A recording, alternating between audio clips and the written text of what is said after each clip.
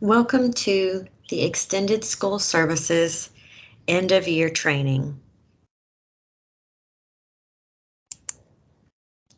My name is Rebecca Atkins and I'm the ESS Grant Coordinator. On the screen you'll see my contact information.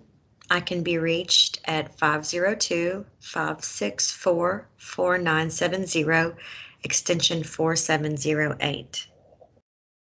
My email address is rebecca.atkins-stumbo@education.ky.gov.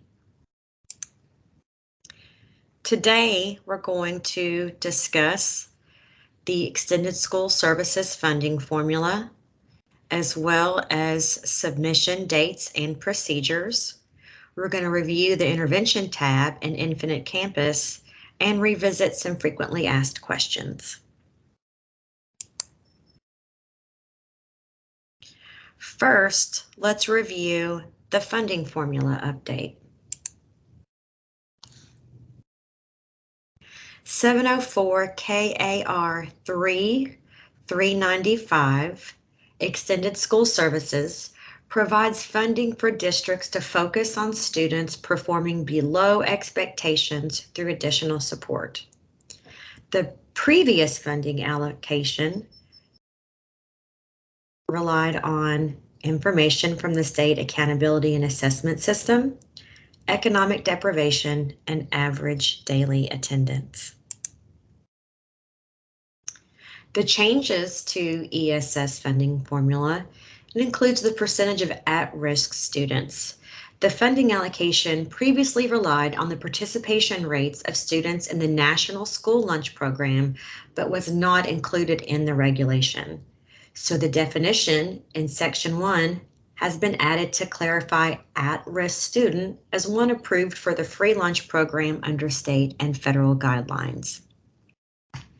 Another change is combined reading and mathematics novice percentage. The funding formula previously utilized overall score, which is no longer calculated. We will now rely on the reading and math combined novice percentage to align with updated state accountability and assessment statutes and regulations. You might ask yourself, where do I find funding information for my district? ESS district allocations are located on the Kentucky Department of Education website. You can search state award notifications, Flex Focus Award on the state grants webpage. Remember that ESS is an 18-month grant. Funds are allocated by September 30th and must be expended by December 30th. Now let's review the submission dates. On June 30th, your annual program projection report is due. And what I want is a projection of the 2022-23 school year's program, the upcoming school year's program. Remember that this is a projection of what we know you may do. You can change your plans based on funding and student need. All you would need to do is submit an updated projection report, but your first projection report is due by June 30th. And if you need to update it, you can do that at any time. June 30th also is the date that your IC confirmation list is due. And this is a confirmation that the 2021-22 Infinite Campus records for the district are complete. Remember, your Infinite Campus student level data must match what is on the plan that is on your projection report for last year. When evaluating an extended school services plan, two things that the Kentucky Department of Education looks at to quote unquote match is your annual program projection report compared with your student level IC confirmation data. A third thing that's due on June 30th, is your daytime waiver evaluation reports. An evaluation of the 2021-22 school year's daytime program, if applicable.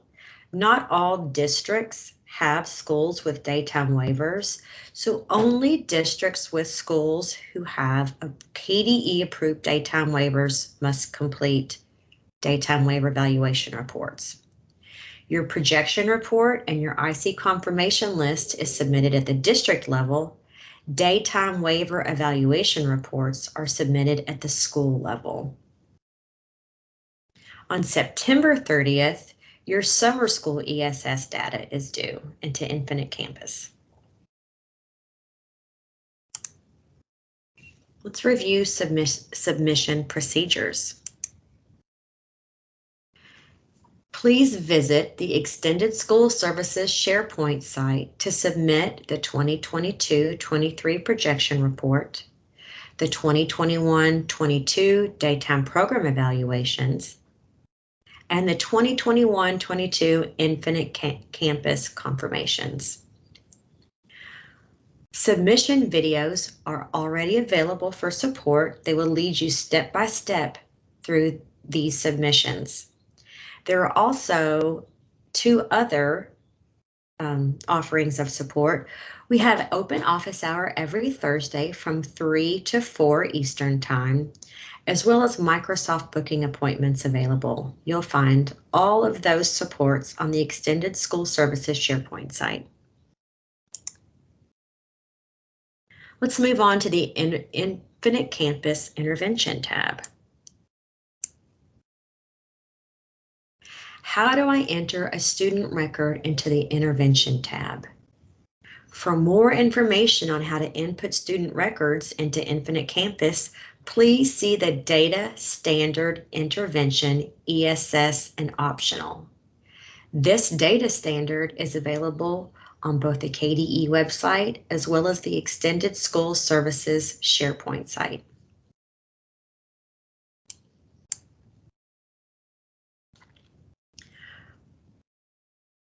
Intervention tab collects several types of data.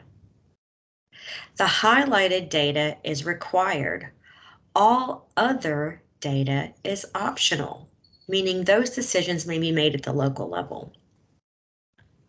But what every district has to include is the number of students. We use the intervention type to collect the number of students served. The intervention content area, the hours provided, demographic data, which is tied to the SSID number, as well as student improvement as a result of services.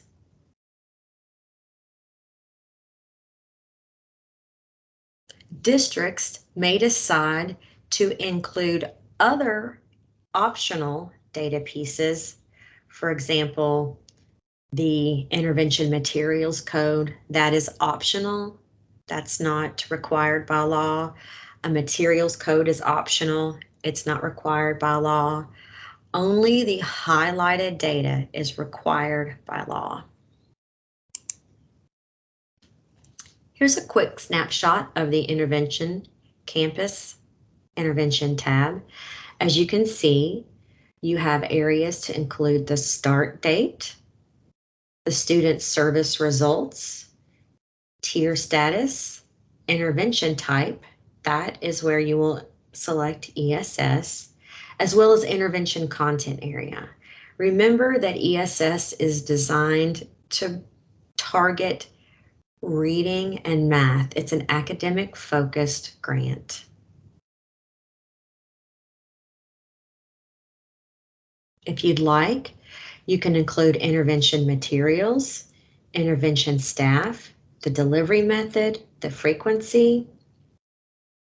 As I stated before, all other data is optional. You will want to end date your Infinite Campus in student data by June 30th and include student service results, total hours, if you'd like. Materials code, again, those are optional. How do I review student interventions? If you are the district coordinator and you would like to check your district data, go to Infinite Campus, click on Kentucky State Reporting, KDE Reports, and then click on PLP Intervention Data. From that screen, you'll include a start date. I always select the first day of school, an ending date, which is the day that you're pulling the record. Make sure that when you select grades, that you select all. The intervention type, you'll want to select ESS. The content area, you'll want to select all. Created in district, yes. And then the file type is up to you. If you'd like XLS or CSV, it's your pick, and then click on Generate Report. As a reminder, these are the important dates we've discussed. June 30th, all regular year intervention data must be entered, dated, and finalized by June 30th. By September 30th, ESS summer school data is due. Quick pro tip, ESS coordinators should double check data for quality issues. Consider setting a regular calendar reminder. My suggestion is to set a regular calendar reminder quarterly. I would check once a season.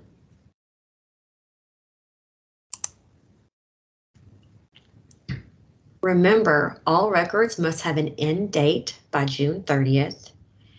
If a student exits the ESS program prior to June 30th, the record should be end dated and a results code should be entered at that time. New records should not be created each quarter for students continuing services. If multiple records exist, please combine those records. Remember, the intervention type is type 2, ESS. You'll enter a record for all students who participated in the school's ESS program. This includes all student services noted on the district's 2021-22 projection report, which was submitted last year. So your Infinite Campus student level data that you submit should match the projection report KDE has on file for the 2021-22 school year. And remember that these projection reports can be updated as needed. Intervention materials. Intervention materials, it's a code that is optional. So if you are a district that would like to collect this data and you're using a vendor program, you can find vendor codes on the Extended School Services webpage. If no vendor code is available, you can select the code for other. There is an other code for both reading, math, behavior, social studies, science. There are other codes for every content area. If you would like to submit your specific vendor to get a new vendor code, just let me know. Send me an email and I'll get a code for you. Let's look at a few Extended School Services frequently asked questions. Question: do all ESS programs have to be paid for using only ESS funds? And the answer is no. That is a local district decision. It is allowable for schools and districts to collaborate with other programs for partial funding. Question: if teachers provide daytime services during their planning periods, can they be paid a stipend? Answer: the planning time would have to occur before or after school and be documented for the teacher to receive ESS pay. Question: can ESS funds be used to purchase licenses for programs all students will use? Answer: items purchased with ESS funds should be primarily for ESS programs. Just because it has residual use for ESS does not fit this requirement. Question: can the IC tab be used for behavior interventions as well as ESS reading and math interventions? Answer: ESS is an academic-focused funding source. Behavior interventions are allowable as a secondary focus. Question: how should student results be coded in IC if a student changes schools before exiting services? Answer: results should be coded as continuing an intervention. Question: is it too late to add summer school to a district's projection report? Answer: no, it is not too late.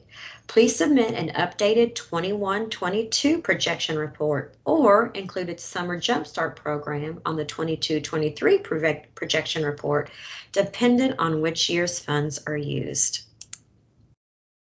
Question: can ESS programs include exceptional children or students with an IEP or 504 plan? Answer: yes. Services provided through ESS are for all students who are struggling, including exceptional children. Here are some related resources. I have the link to the ESS webpage. You do not need to be invited. It's public access. The ESS SharePoint site, access must be granted there, but I can provide access for that if you'll just send me an email.